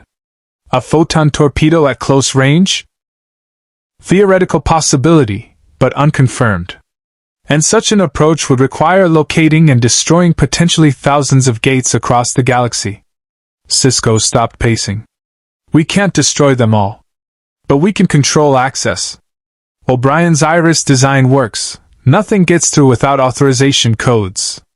If we can manufacture enough irises and deploy them to allied gates. That requires knowing where all the gates are, Kira pointed out. And having the resources to manufacture and install defenses on dozens, maybe hundreds of worlds. Which brings us back to the Romulan proposal, Picard said quietly. They have resources. They have reached into territories we cannot access. And they're already operating independently. Better to coordinate than compete. Sisko hated that Picard was right. I'll contact Nechayev. But I'm recommending we establish a coalition, Federation, Klingon, Romulan at minimum. Shared defensive technology, share gate addresses, establish unified protocols for exploration and security. The Klingon Empire will never agree. Worf stated. They will see the gates as opportunities for conquest, not threats to be defended against. Then we convince them otherwise. Sisko replied. We show them what happened to the world you visited. We show them what happens when the replicators spread unchecked. Even Klingon battle lust has limits. Odo shifted uncomfortably. And the Goa'uld? They're not going to cooperate with anyone. No, Martouf agreed. But the System Lords are currently fighting each other and the replicators. That chaos might be the only advantage we have. While they're distracted, we fortify our positions, build our alliances, and prepare for the inevitable confrontation. Sisko looked around the wardroom at faces that represented multiple species, multiple perspectives, all united by the recognition that they stood at a crossroads. 12 hours until Torith expects our response. We use that time to build the framework for something unprecedented, a coalition based not on friendship or shared values, but on mutual survival. It won't last, Odo predicted. The moment the immediate threat passes, everyone goes back to their corners. Then we make sure the threat never passes. Sisko said grimly. We keep everyone focused on the larger dangers until cooperation becomes habit instead of necessity. Picard's slight smile carried no warmth. You're describing détente maintained by fear, Captain. That's a dangerous foundation. It's the only foundation we have, sir. Unless you have a better idea. The silence that followed was answer enough. The conference took place not on DS9, not on Earth, but on a world whose coordinates appeared in no official star charts. A barren moon orbiting a gas giant in unclaimed space, accessible only through the Stargate network. Neutral ground, chosen by consensus because no major power could claim jurisdiction. Captain Sisko stood on the ancient platform as the gates activated in sequence. First came the Klingon delegation, General Martok himself, with Chancellor Gowron's reluctant blessing. Then the Romulans, Commander Torith accompanied by a dozen Tal Shiar operatives whose presence made everyone's hands drift toward weapons. The Cardassian representative arrived next, Goa'uld Dukat wearing his characteristic smile that promised betrayal and cooperation in equal measure. And finally, unexpectedly, a delegation that made even Martouf's eyes widen with shock. They emerged from the event horizon with military precision. 10 warriors in golden armor, their foreheads marked with symbols that weren't tattoos but scarification identifying their allegiance. Their leader was a massive Jaffa whose presence commanded immediate respect. When he spoke, his voice carried authority earned through decades of warfare. I am Teal'c of Chulak, first prime of Apophis. He paused, letting that declaration settle. Or rather, I have renounced false gods. I stand with the rebellion. The Jaffa rebellion. Martouf had mentioned it in intelligence briefings, a growing movement among the Goa'uld warrior caste, increasingly aware that their gods were parasites and their devotion was slavery.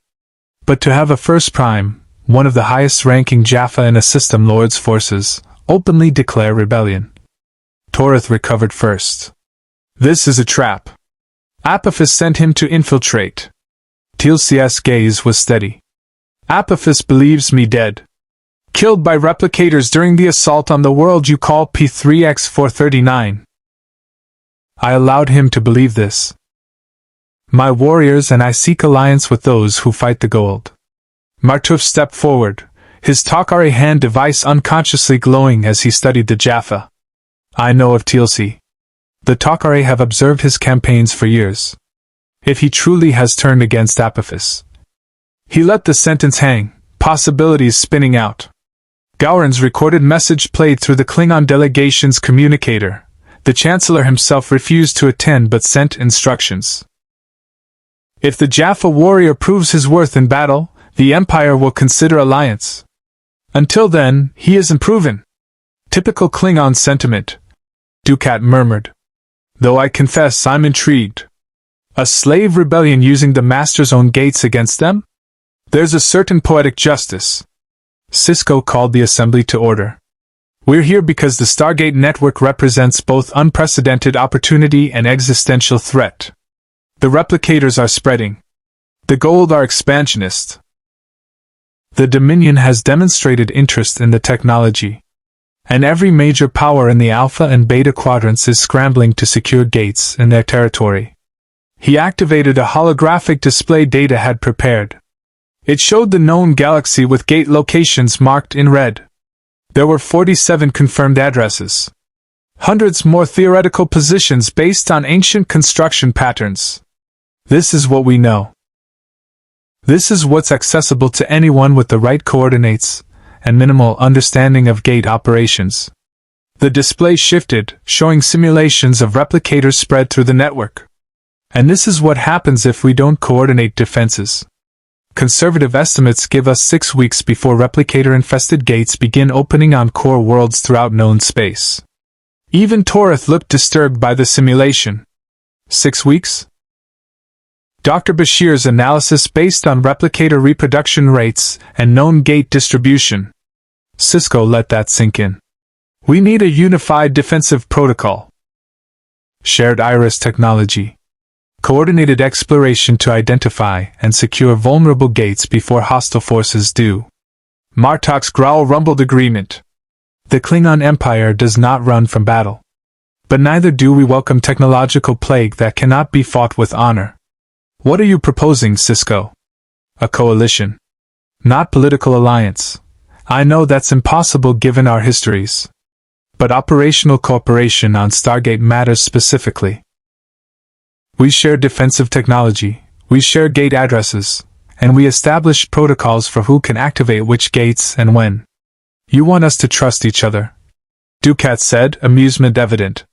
How charmingly naive. I want us to survive. Sisko corrected. Trust isn't required. Mutual self-interest is. TLC spoke, his deep voice carrying conviction. The Jaffa have served false gods for thousands of years because we believed we had no choice.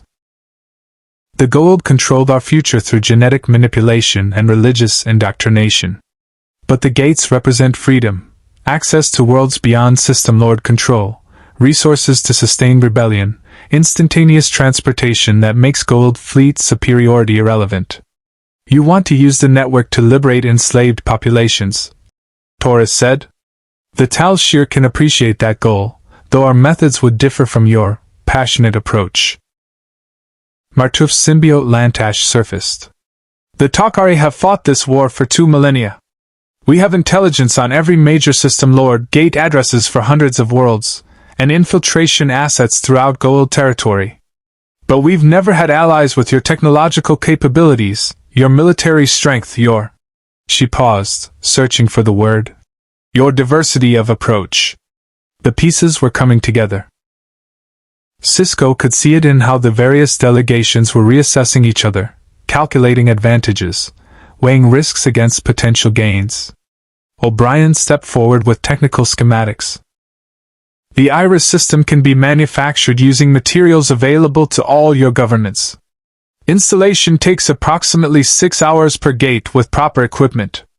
We're proposing each power secures gates in their territory, shares the location data, and implements standardized defensive protocols. And who controls the master list of addresses? Dukat asked shrewdly. Who decides which gates get defended first? A joint committee. Picard's voice came through the subspace link from the Enterprise, which orbited the moon above. Representatives from each signatory power, rotating command responsibility.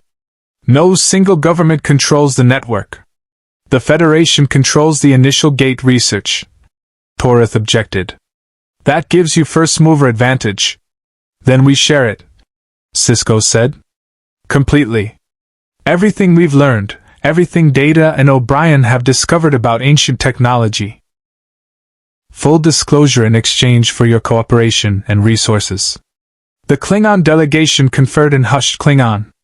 The Romulans communicated through encrypted subspace to their superiors. Dukat simply smiled, clearly conducting his own calculations about how Cardassia might benefit. Teal'c waited patiently, a warrior accustomed to command decisions taking time. Finally, Martok spoke. The Klingon Empire will join this coalition, temporarily. We will share resources and defend gates in our territory. But we reserve the right to withdraw if the arrangement becomes disadvantageous. The Romulan Star Empire agrees to provisional cooperation, Torith announced, with full audit rights on all shared intelligence. Dukat's smile widened. Cardassia finds these terms acceptable. Though I'm certain we'll all find creative ways to interpret the agreement to our individual advantages. The Tok'ra stand with this coalition, Martuf declared. As do the Jaffa Rebellion, Teal'c added. We offer warriors, intelligence on Goa'uld operations, and knowledge of gates and System Lord territory. Sisko felt the weight of history settling on his shoulders. This wasn't peace. It wasn't even friendship. It was détente maintained by mutual terror of threats greater than their old rivalries. But it was something. Then we have an accord, he said formally. The Stargate Coalition, founded on this day, in this place that belongs to no one and everyone. We defend the network together. We explore it together. And we face whatever comes through those gates together. Until we inevitably betray each other. Dukat added cheerfully. Until then. Sisko agreed, because denying the obvious would insult everyone's intelligence. The delegations dispersed through their respective gates. Sisko remained on the platform with Martuf and Teal'c, 3 warriors from 3 very different cultures, united by circumstance. This will not last, Teal'c said quietly. Alliances born of fear fracture when the fear subsides. Then we make sure the fear never subsides, Sisko replied. We keep exploring. We keep finding new threats, new challenges, new reasons to cooperate instead of compete. Martuf's eyes carried Lantash's ancient wisdom. You're describing perpetual crisis as a governing principle. That's a dangerous path, Captain. It's the only path that doesn't end with everyone fighting over gate technology while the replicators consume the galaxy. Sisko looked up at the stars, thinking about the Federation he'd sworn to protect, the Dominion War still raging, and now this, a network spanning the galaxy, connecting worlds beyond counting, filled with wonders and horrors in equal measure. The gates were built by ancients who disappeared millennia ago, he said quietly. We don't know why they vanished. We don't know what they were running from, or toward. But they left us this network, this tool, this weapon, this bridge between worlds. And now we must decide what to do with it, Teal'c said. No, Sisko corrected. Now we must survive long enough to make that decision. The Stargate stood silent on Deep Space Nine, protected now by O'Brien's iris and a security detail that never slept. In the 3 months since the Coalition's founding, 47 gates had been secured across Alpha and Beta Quadrant territories.